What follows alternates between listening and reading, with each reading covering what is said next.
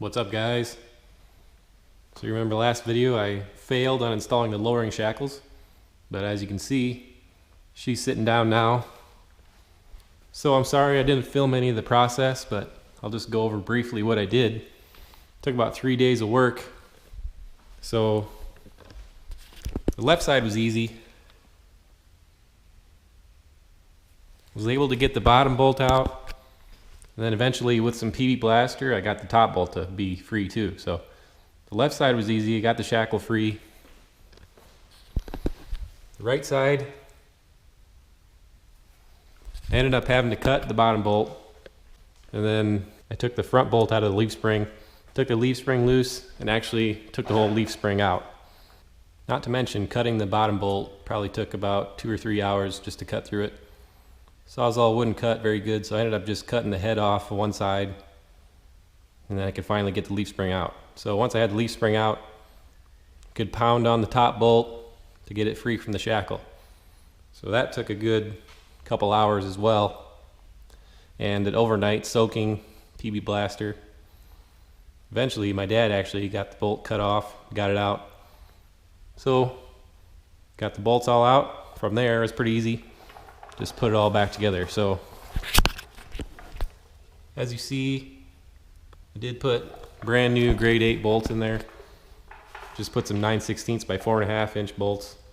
So I'll get it out in a little bit, show you what it looks like. But before I started with that, I actually went to the front and lowered it all the way down as far as it would go with the torsion keys. So when I measured it then, it was pretty much exactly 2 inches lower in the front. So if you do remember, I got the mcgaughy's 1 or 2 inch lowering shackles. I was going to go with the 1 inch first because I didn't know if the front keys would go low enough to match.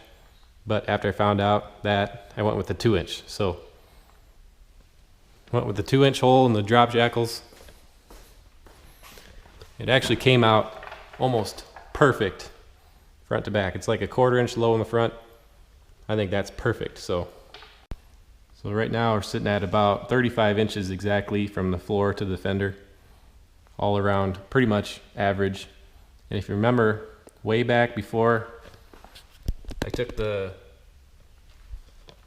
2 inch 4x4 blocks out, it was at 38 3/4 in the back. So pretty much 4 inch drop. I didn't technically get a 2/4 drop, but that's basically what happened. 2/4 drop all the way around, so I think it looks perfect. We'll get it outside, check it out in a little bit, maybe give it a nice wash. So also, here are the bolts that I was able to actually get out. This is the front leaf spring bolt, a little bigger, but as you can see, these are probably the ugliest bolts I've ever seen, and that'll tell you why they were hard to get out. They kind of swell up there in the threads with all that rust. So here are the shackles. Had to cut one to get it off. Also took the bump stops out because it would be about 1 inch of travel before it hit. Also had to cut a little extra out of my rear rough country fender liner around the back of the leaf spring behind the tire. So it was hitting a little bit there, but I cut out a little more there.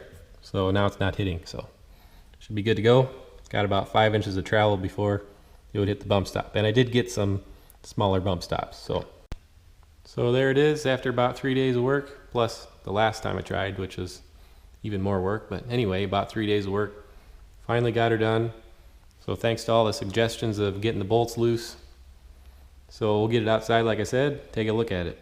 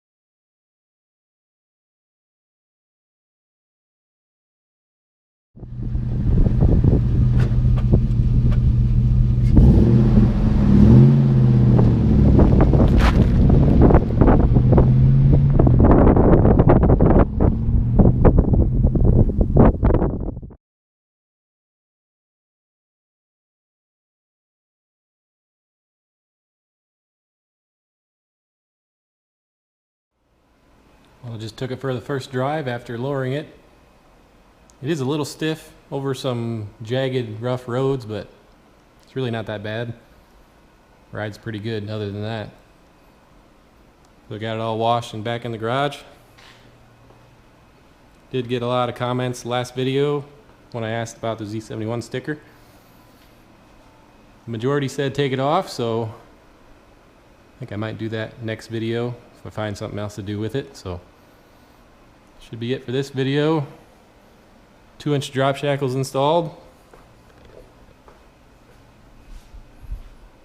Looking pretty good. Thanks for watching.